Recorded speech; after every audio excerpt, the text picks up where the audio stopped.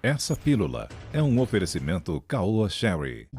O governador petista do Ceará, Camilo Santana, anunciou que irá decretar o que ele chamou de isolamento social rígido em todo o estado a partir de sábado. Na prática, a decisão proíbe o comércio considerado não essencial de funcionar. O lockdown é válido até o próximo domingo, dia 21. A capital, Fortaleza, já está na mesma classificação desde o último dia 5. Dessa forma, o petista entra para o grupo de governadores que já restringiram as liberdades da população, junto com os tucanos João Dória e Eduardo Leite e o governador do Pará, Helder Barbalho, que já havia mandado o estado fazer toque de recolher e restringido o comércio de rua. Cláudio Castro também anunciou novas medidas alegadamente contra a Covid-19 no estado. As regras incluem proibição de permanência nas vias entre 11 da noite e 5 da manhã, o fechamento de bares e restaurantes às 11 da noite, comércio de rua funcionando das 8h30 da manhã às 5h30 da tarde e limitação de público em estabelecimento. As medidas começam a valer a partir de sábado e devem durar por pelo menos uma semana. Aqui em São Paulo, setores da economia afetados pelas novas medidas de restrição impostas por Dória receberam com resistência as regras anunciadas nesta quinta-feira. O segmento de restaurantes, um dos mais afetados na crise da Covid-19, voltou a criticar as restrições, justificando que falta fiscalização sobre festas clandestinas e que o transporte público é causador da aglomeração. O nosso primeiro tema, então, desta sexta-feira, começa com você, Guilherme Fiuza. As restrições continuam sem parar. Fiuza, boa noite. Boa noite, Vitor. Boa noite, Zé. Boa noite, mestre Augusto. E boa noite a você. Continuam sem parar e não vão parar nunca mais, se depender desses personagens, dessas autoridades, esses tiranetes que estão aí se fantasiando de autoridades e agora fantasiadas de autoridades sanitárias, né? Você repara, Vitor, que eles não querem mais usar a palavra lockdown, não querem que use mais a palavra lockdown. No começo a palavra lockdown era até sinônimo, né, dessa ciência que eles nunca provaram, né? Então era bacana, era chique, né? Lockdown é a responsabilidade, a ética, a empatia e quem não estivesse em lockdown ou não concordasse com o lockdown era genocida, né? Pois bem, aí os estudos acadêmicos, que é onde se faz a ciência, nas universidades, nos centros de pesquisa, atestaram que o lockdown não salva ninguém. Que essa medida indiscriminada de enfiar a população toda dentro de casa, de interditar o funcionamento da sociedade, não salva a vida de ninguém. Não barra contágio de vírus nenhum. O vírus se espalha pelos asilos, pelos estabelecimentos, pelas residências. Dados fartamente demonstrados sobre isso. Então o que é para fazer? Não é para fazer nada? É claro que é para fazer uma série de coisas muito mais inteligentes do que essas idiotices que estão sendo feitas aí, não só no Brasil. Virou proibido citar o caso da Suécia, né, que aparece nos estudos, não só a Suécia, mas a Suécia é um dos países que estão nos estudos mostrando situações de distanciamento, de controle através de higienização, de dissuasão dos vulneráveis para se aproximar dos outros, as medidas inteligentes que viraram proibidas. E no Brasil, nesse momento, nós estamos vendo, é um movimento político. É um movimento político. Eles estão dizendo que a gente tem, qual é a base? Onde está a equação, a relação direta entre a progressão da pandemia e a eficácia dessas medidas de trancamento? Não existe, não está em lugar nenhum. Eles não têm como provar. Aí é exatamente isso, quer dizer, você vê assim, bom, o toque de recolher. Eu não quero nem me alongar nessa medida porque ela é um escândalo. Toque de recolher é um escândalo, nós estamos vendo isso no Rio de Janeiro. Eu estou falando do Rio que eu estou aqui, mas estamos vendo isso em diversas cidades. As ruas tomadas por pelotões armados, por guardas com cacetetes do tamanho maior que um taco de beisebol, para empurrar as pessoas para dentro de casa, não pode andar ninguém. E durante o dia, as pessoas estão dentro dos ônibus, juntas. E tudo bem. E como é que essa sociedade apática, né, cataléptica, assiste a isso e aceita uma coisa dessa. Então, é uma experiência ditatorial, não há nenhum motivo, evidentemente, que né, se você perguntasse qual é o mais difícil de você fiscalizar, o comportamento, a ocupação, o distanciamento, a conduta das pessoas num bar ou nos ônibus que circulam por uma cidade. É claro que você tem mais condições de estabelecer um controle sanitário num bar. E por que eles não fazem isso? Porque eles querem o toque de recolher, eles querem trancar, eles querem brincar de ditadura. Eles querem dominar as pessoas. É porque eles são maus? Não, porque isso está sendo sancionado aí por parte aí da imprensa, que diz que isso é legal, que diz que esses são os que estão salvando vidas e os outros são negligentes. Então, eles estão fazendo isso impunemente, de uma maneira leviana, sem demonstrar, sem salvar ninguém. E isso é um precedente aberto, Vitor. Isso é um precedente aberto para uma série de outros controles que com certeza virão, estão por vir, já estão no horizonte, né? E a ideia de que a pandemia é a causadora disso já faliu, meus queridos, já faliu. Não tem nada a ver com pandemia. Vocês não demonstram. O Dória até tentou em São Paulo ali instigar o Butantan a apresentar boletins de número de vidas salvas pelo lockdown, uma leviandade. Fake news, que nenhum desses checadores apontou como fake news. A gente ficou falando sozinho, né? Então, eles já tentaram fazer essa correlação falsa. E a sociedade aceita. Os donos de restaurantes dizem, poxa, mas não dá, mas não é justo. Bom, mas se não é justo, eles vão passar por cima.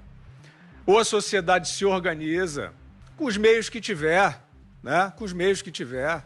Forma comitês, vê lá se no governo federal não tem alguém para ajudar. O governo federal não é contra isso aí.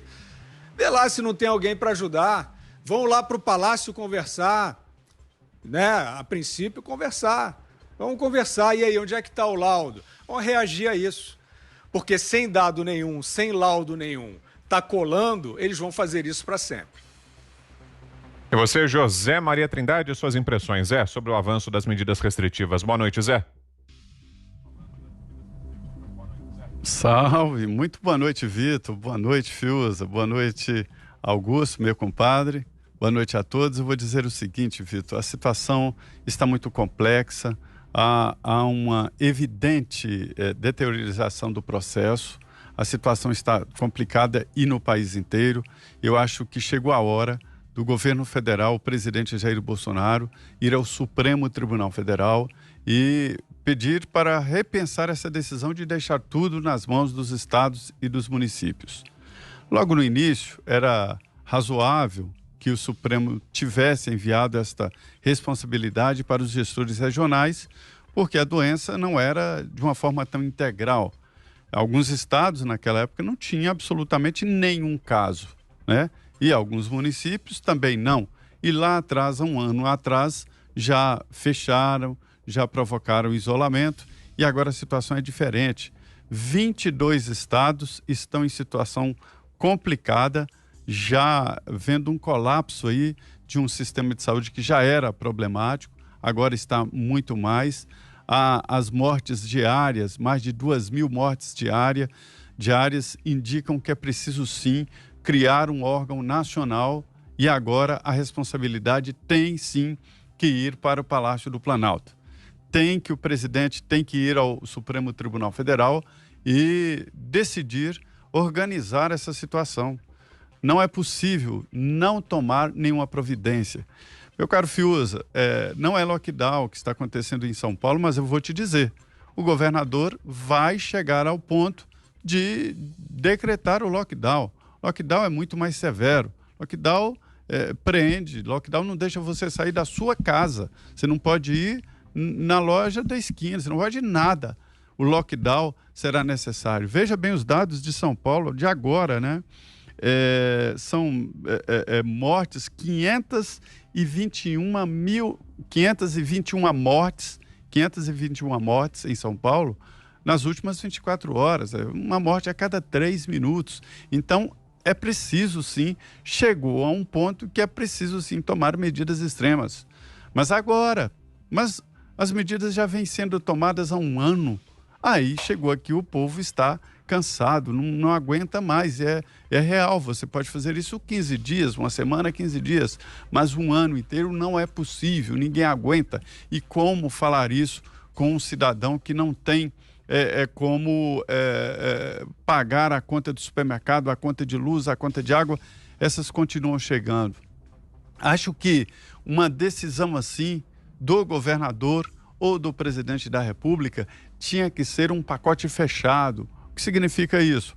O governo federal tem que... Não adianta. Agora chegou um ponto que o governo tem que entrar. Fazer uma diretriz nacional, né, de procedimentos nos estados, pagar ou adiar as contas de água, luz, internet e resolver o problema econômico. O cidadão, o autônomo não está saindo para trabalhar porque o Estado está impedindo. Se o Estado, ou o município, ou a União estão impedindo, eles que se responsabilizem por aquele prejuízo. Isso é lógico, isso está na Constituição, o direito à livre iniciativa. A livre iniciativa significa o seguinte: você tem um imóvel em seu nome, o Estado pode retomar? Pode, se houver um interesse público, né? Mas o Estado, ao fazer a desapropriação, tem que pagar o imóvel. É obrigatório, tem que pagar, é valor de mercado. Ele pode, mas tem que pagar. Então é a mesma coisa. O autônomo não pode trabalhar, o Estado tem que suprir. Mas o que eu quero dizer é o seguinte, que chegamos a uma situação que o Brasil está numa linha crescente, né? Está com as UTIs lotadas, um sistema de saúde estressadíssimo. E aí eu digo que o sistema de saúde, além da Covid, tem que atender outras doenças que não pararam. Elas estão por aí, além da prevenção. A nossa saúde era elogiada mundialmente porque nós trabalhávamos a prevenção, até na frente dos Estados Unidos. E agora desmoronou tudo diante desse problemão que é o novo coronavírus. Portanto, eu acho que passou da hora, já é um momento em que o governo tem que ir ao Supremo e pedir os poderes de volta, porque eu acho que o Supremo errou ao mandar para os estados e municípios, criar um órgão nacional que não seja, o presidente não gosta da ideia de lockdown, mas criar alguma coisa, uma saída unificada. Fiuza, essa situação é a mesma aqui no Distrito Federal, no coração do poder, na porta do Palácio da Alvorada, na porta do Palácio do Planalto. Quer dizer, o lockdown poderá vir, né?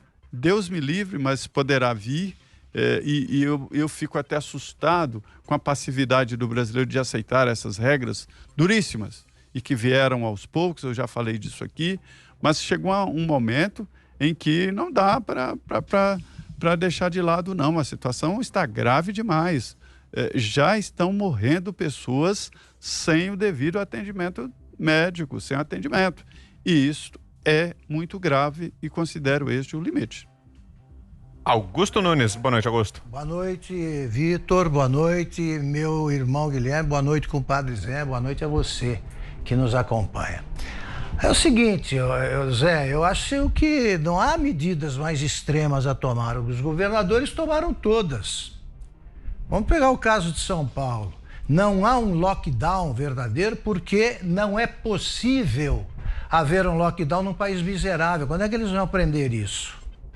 Vou repetir, a cada lockdown eu vou repetir o óbvio. Se há 10 milhões de brasileiros abaixo da linha da miséria, como é que eles vão ficar isolados? Como é que eles vão ficar em casa, se aí já seria um ajuntamento? O problema está no transporte público. Os governadores sabem sim o que fazer. O transporte público é uma aglomeração permanente. Todos os vagões do metrô estão lotados todos os dias, todas as horas. Todos os ônibus estão lotados o tempo todo. E o que é que eles fazem agora? Estabelecem horários para que viajem os funcionários num determinado horário, durante 2 horas, os trabalhadores dos estabelecimentos comerciais. Depois, o das indústrias, depois o de serviços. Sim, combinaram com os empresários. Como é que alguém vai abrir às 9 horas, outro às 7 e tal? Aumentou a confusão. Agora aparece tem um vídeo, aí começou a circular hoje, que é muito interessante. É certamente um funcionário de alguma empresa de ônibus dizendo, olha aqui, tá aqui o lugar para você se isolar, venham mostrando o ônibus, venham para cá. Ó, tem tal espaço, né? Nós temos quer ver esse vídeo, Augusto? Quero ver. Nós já temos aqui, nossa produção separou, vamos lá. Bom dia, gente. Você que quer fazer uma festa na pandemia, mas está com medo da aglomeração de pessoa, seu problema está resolvido. Salão para festa para até 100 pessoas, ó. Espaço amplo, tem um lugarzinho aqui que você pode montar alguma coisa, colocar um bolo. Temos lugar para 100 pessoas. Aqui você pode aglomerar, aqui você pode entrar que não terá problema, tá bom? Ó, ar-condicionado, temperatura ambiente, 22 graus. Coisa linda, o preço é para você, é promocional, é R$ 4,40 por convidado e ainda você vai dar um tour na cidade de São Paulo. Olha que coisa boa, aqui você pode colocar até 100 convidados que não tem problema. Segundo ao nosso prefeito, segundo ao nosso governador, dentro do ônibus não tem coronavírus. Então vem para cá fazer sua festa, vem para cá fazer o seu momento de lazer. Estamos te esperando. Pronto. O secretário da Saúde diz, não, vamos tomar medidas quanto ao transporte público, porque as pessoas sempre criticam. Ele deve ter, certamente ouviu o nosso programa. Agora, não tomam. Qual é a medida a tomar? Você tem de duplicar a frota, né? Use qualquer tipo de veículo, mas reduzam a aglomeração. É ali que se dá o contágio. Todo mundo sabe. É ali que se dá o contágio. É na periferia com os pancadões, porque as pessoas não estão usando máscara. Não se resolve isso com lockdowns da classe média. É claro que não. Agora, resolvam isso. Quando teve de haver a retirada de Dunkerque, o Winston Churchill usou uma frase perfeita para momentos dramáticos como aquele. Ele precisava recolher 300 mil, mais que isso, soldados ingleses que estavam cercados pelo exército nazista na França, em Dunkerque. Aí ele falou, peço que tudo que flutue vá para a França buscar os nossos rapazes. E foi um momento mágico, porque tudo que flutuava foi lá buscar gente, porque só os navios não bastavam. Agora, para isso precisa haver liderança. E o nosso governador, os governadores e os prefeitos vão para o mais do mesmo. O lockdown que está decretado em São Paulo, chamem como quiser essa bobagem, ele é igualzinho ao que houve em março. Agora, o sonho dos governadores, que já chamam o presidente da República de genocida, é devolver para ele o monstro que criaram. Porque o que é que vai fazer o Bolsonaro? Ele vai dar um jeito no transporte público superlotado em São Paulo? Não tem como. Isso é papel do prefeito de São Paulo e do governador. Eles é que têm que acabar com essas aglomerações. Eles sabem onde está o contágio. Mas não, eles param o campeonato de futebol, sem plateia, sem torcida. Eles resolvem separar, como eu já disse, por horários, o transporte público. Isso é impossível de se fazer. E eles não tiram sequer das ruas os que não têm casa, né? Os moradores de rua, porque eles só vão mudando nomes, né? Pessoal em situação de rua, são os mendigos que nós conhecemos há tanto tempo. Eles estão aí, ainda no centro da cidade, né? Eles se aglomeram e não passa ninguém para resolver esse problema. Então o país está vivendo o problema previsível num país pobre como é o nosso. Só quem acreditou que o Lula acabou com a pobreza acha que o Brasil virou país de classe média. Então, de novo, fecham escolas. São covardes. Acontece um caso, um professor ameaça, um sindicato entra em greve, pronto, acabou. O Uruguai se eu não estou enganado, ele teve pouco mais de 50 dias com escolas fechadas. O Brasil já tem 300 dias, estão liquidando a formação de uma geração traída, outra geração traída, por governantes ineptos. Os leitos de UTI, é mentira que a taxa de ocupação por pacientes de Covid é que está decretando o quase colapso. Eles contam também os leitos ocupados por portadores de outras doenças. E aí que se dá o colapso. Eu quero que eles divulguem o número de pacientes de UTI internados e de outras doenças, separem. E que tivessem providenciado os leitos com o dinheiro que o governo federal mandou. Eles ainda não explicaram para onde foi esse dinheiro. Os estados, por incrível que pareça, viraram o ano com superávit, dinheiro de sobra.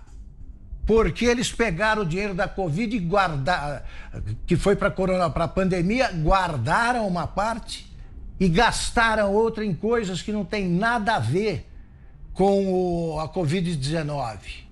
Então é o seguinte, a essa altura do campeonato, o que se precisa fazer é o que sempre sugerimos: distanciamento social, medidas preventivas como o uso de máscaras. Isso se faz pela educação, pela insistência, não se faz com discursos políticos.